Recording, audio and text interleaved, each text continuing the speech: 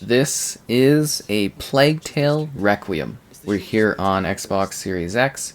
Be sure to like the video. Subscribing is great as well.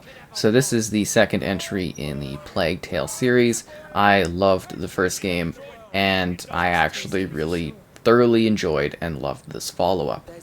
So this is probably one of the first truly technically demanding and showcase pieces for what these consoles can do. And it is just really a simply stunning sort of, again, technical and visual showcase.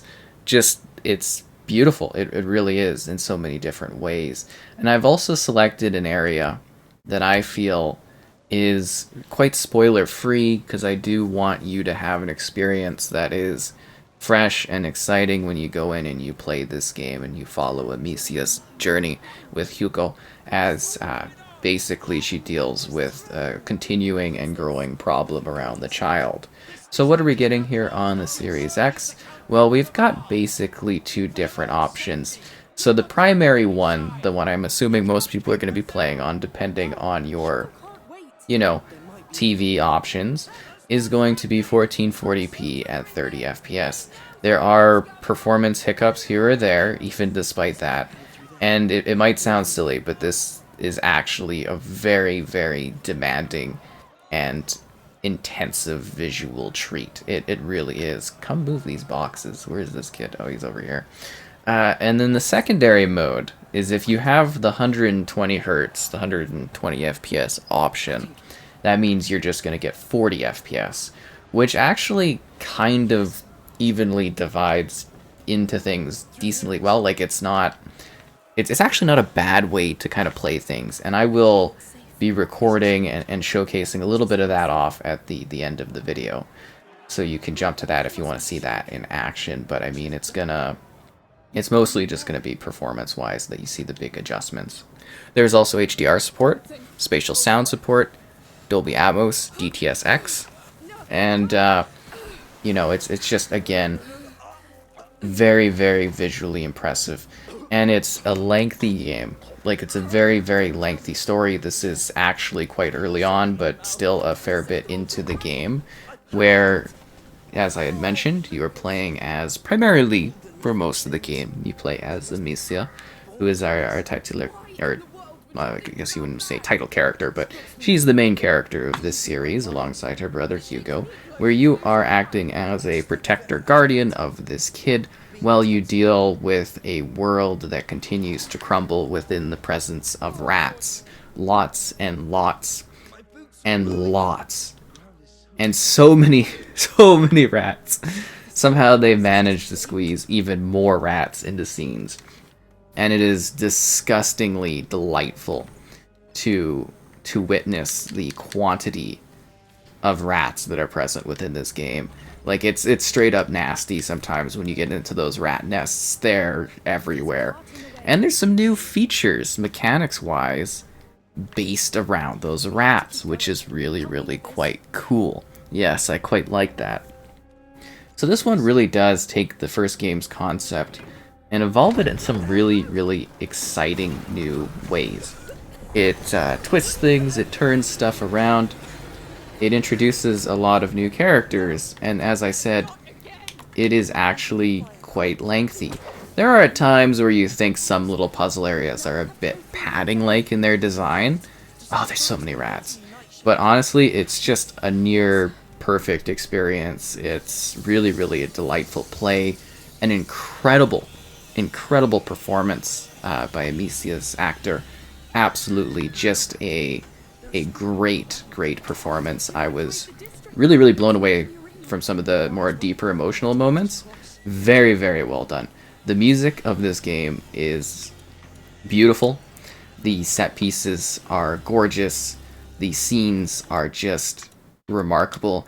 It's a largely linear experience if you're not familiar with a Plague Tale, but that being said, there are a couple more open segments that you get to kind of enjoy in this one, if that's something of interest to you. I really think they kind of hit the mark in this one in so many different ways.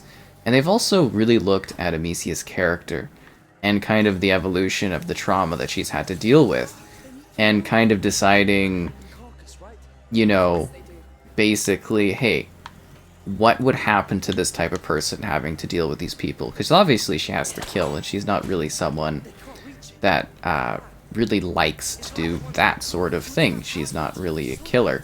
But it is interesting kind of seeing almost a little bit of like a Lara Croft type scenario where she's trying to balance, you know, thoughts of and issues in dealing with all the death and everything around her. Definitely some intensive PTSD going on. I love the little rat. Sometimes the rats get like really like squeezed out and they have to like kind of like make these big tower tunnel things before they like explode. It's disgustingly awesome. And again, that's where I'm saying this game is just like, it's so gorgeous and grotesque in so many neat ways. I really am impressed by what this had to offer. And there's just so much to it. So many puzzles. It's such a lengthy game. And I want to also highlight, you know, as we look at this from a visual standpoint, the texturing on the clothing is just simply remarkable and layered. It's a little less detailed. Like, he looks like somebody from, like, the Fellowship. But, you know, a little less detailed than other characters. But even, like, her hair and everything like that is so intensely detailed. It really is just quite an impressive offering. I really think they nailed the mark on this one. And you get so many new toys and tools for puzzle solving or rat solving. And it's not just about the rats. I will note, though, that you're very likely to find that there is a bit more combat. Some areas are a little bit more difficult in this one, so you might find it a bit more challenging. A lot of puzzles are pretty straightforward, but I kind of overthought a lot of puzzles, if that makes sense. And I would say it's not too hard for most to play, and there are balanced options if you are different, you know, handling different kinds of difficulty and whatnot gameplay-wise. So I think that's a really good thing on this one. But yeah, as I said, it's a really beautiful, largely linear experience where you get to see gorgeous set piece after gorgeous set piece. And you get to visit these places like these beaches, or these like kind of, there's a sandy spot, there's beautiful open flower bed areas, stunning architecture of the era. Just, it's beautiful, like castle scenes. You get to see some island scenery. Like, there's this beautiful island that you get to visit where there's lots and lots of flowers, and it really just, so many of these areas are just complete set pieces that, you know, I was completely just blown away by with wonder and discovery. And, you know, I don't know if I needed to really say it, but obviously I would have loved a 60 FPS mode. I was a little disappointed by the fact that this one didn't have one. I do think that is something that they should have, you know, that we should get. I'm hoping we get some sort of post-launch update with it. But at the same time, you know, I don't think it really took me out of this great game, because I really do think that this is, you know, quite a technical treasure for sure. And it really actually pushes what, you know, this console can do, which is such a breath of fresh air, because we haven't seen enough of that, in my opinion, thus far. Because it is like, you know, we have a lot of power here, and I want to see these consoles actually use it and provide something exciting and interesting for us to play. And I think this is one of those games that really delivers on that. You know, I really loved the first game, but I do actually, again, think that this follow-up is really exciting in a number of ways, because they just do so many neat things with it, so many different puzzles, so many different areas, a lengthy, worthwhile sequel that I think kind of takes the characters in an interesting direction. That is really different from what we've seen in the past, and it was just fun to play, you know. Now, there were some action segments where basically kind of some Unleash Amicia moments. I did find those a little, at times, a bit more difficult than I was. Oh no! Oh! than I was expecting, because you're supposed to get this big triumphant point, and you're like, huh? But yeah, you get to finally get a glimpse at Amicia being someone that is a little bit more on the offensive, because in the first game, you're very much more of a defensive type individual. You're not really able to, you know, fend off against things. You gotta use lights, you gotta use all this stuff to your advantage. Why isn't he getting eaten? See, this is another little thing, is like here or there's like these spots where some stuff doesn't quite work how it's supposed to. If that makes sense, like I got a couple spots, but then you just use your checkpoint, and the checkpoints are really, really good in this one. You don't have to replay much ever. But it's just like there was a couple spots where things just like kind of stopped. I was like, huh? But yeah, no, it really is a good time. Seriously, just very, very delightfully well done. Storytelling wise, really, really ecstatic with what they put together. I really found each chapter to be a new set of intrigue. And its long, chunky chapters, I do think this game is of a very good length. You know, you're going to find slight collectibles, but, you know, there's kind of little souvenirs off the path here or there, mixed in with different puzzles that they're always trying different puzzles in this game. And a lot of it, I think, was really good, because it's just kind of logic-based. But you also get action sequences where you are trying to, you know, run to a certain spot really fast, where there's all these rats chasing you, and it's just like really, really grotesque, and there's all these places with like human remains because the rat's been eaten good. And it's grim, it's dark. I don't know if it's like necessarily a horror title, but you know, your thoughts and your mileage is going to vary in that regard. But it is a chunky game. I thought it was a good length, though. You know, a good amount of time. It didn't overstay its welcome. I think it provided a good amount of action that I could enjoy and just find really exciting to play. You know, this is obviously a series, like I mentioned, that I've really, really enjoyed experiencing over the years. You know, playing that first one and then being very excited to see where the story was going, and then jumping into this and again being quite pleased with it. I think that's really, really exciting that they were able to deliver on a story that did feel as though it was, you know, its own sort of thing, but also directly continued the characters and the events from the first one, but just put us into fresh scenarios, fresh challenges, fresh places for us to kind of enjoy. And you know, why did that? It's supposed to go all the way up. Okay, and I think you're gonna have a lot of fun sitting here, working through this, making at times, the odd time you might get a decision in regards to how you handle like a character or something like that.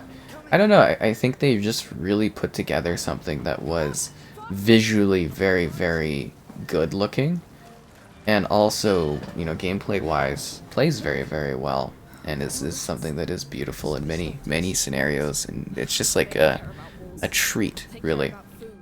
But once again, backed by gorgeous, stunning music that really calms the moods but sets the scene.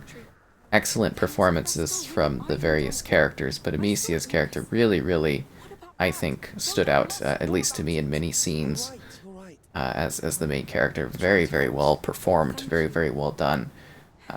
You know, and then, of course, the style of the character is very, very exciting. Amicia is a really surprising but great lead. Because, again, they came from, like, a pretty easygoing life, if that makes sense. You know, like, you play that first game, and they've got it pretty simple. Can we actually get in here? They got it pretty simple, and then, you know, things go bad, and you have to go through these really dark places and do these dark things. And then it's just really interesting seeing, you know, Amicia grow as a character that, you know, I think in a regular, non-plague time, she would be doing something very, very different in life. Oh, and I just want to say, like, the flora and the trees, it's just beautiful. And there's different scenes, like night and day scenes, and different lighting places and areas that are, like, underground with rats. Every area is just, like, amazing. And you can also play the game in different ways, too. You can do things with a level of stealth. Is there actually like a door hinge you can open there?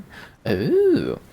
You can choose to go through this game being stealthy, or you can kind of be a little bit more aggressive in your approach, and then the skill system kind of plays along with that in regards to how your character sort of develops. Again, this is like an earlier part of the game, so it's kind of like there's New Game Plus too, so you can go back and do things. So that it is interesting to kind of do that sort of thing. Is this like where we get a flower? There's like these little souvenir flower areas where you occasionally go off the beaten path. You can find something nice. I was talking about it a bit earlier. But yeah, kind of wrapping back as I got sort of like sidestepped by the beauty of the landscape. It is gorgeous though, isn't it? It just really is. And there's like, you don't notice any popping anywhere. It all just like loads, and it loads really fast. There's a couple loading screens in the big open world, but they're so brief. It's really quite not even noticeable, honestly. It's pretty seamless the whole way through, which is impressive. But yeah, I wanted to get back to talking about, really Amicia's character here. There's the workbenches to improve your skills. It's neat taking someone that would, obviously cares about her family, but then also throwing them in a situation of death and violence and combat. And if we are to see maybe this character evolve further down the road, who's to say, I would like to see her become more and more confident and aggressive again, looking at the Tomb Raider sort of Lara Croft arc. I just could definitely see that sort of being almost mirrored here a bit with this one. Just because you do literally you see a huge change up in her attitude and her style in this one for combat. And I love how you just have unlimited rocks. It's hilarious to me. But yeah, there's a lot to love in this game. There's a lot to find interesting. Oh, jeez. I really do think you will love this. I do highly recommend playing the first game before jumping into this one.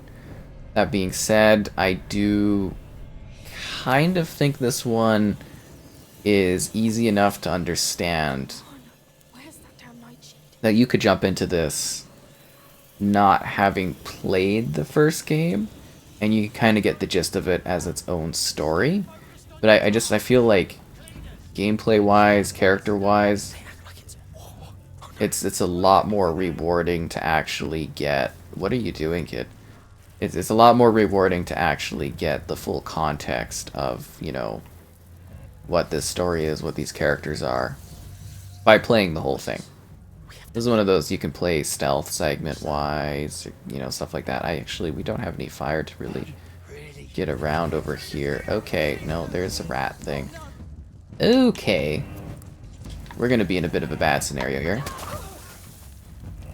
Oh, I could have stabbed him. But anyways, yeah, I think this is great. Ugh. I think this is very, very well done. I loved it. Ugh. I look forward to hopefully having more Plague Tale adventures down the road someday, because I would love to see more. I really would. I think this type of gameplay is very, very well done, very creative, very exciting, and very well done in a story-driven context. And I think it's a good idea to switch over and show off the other mode in action, so you can see what that's like. Oh no!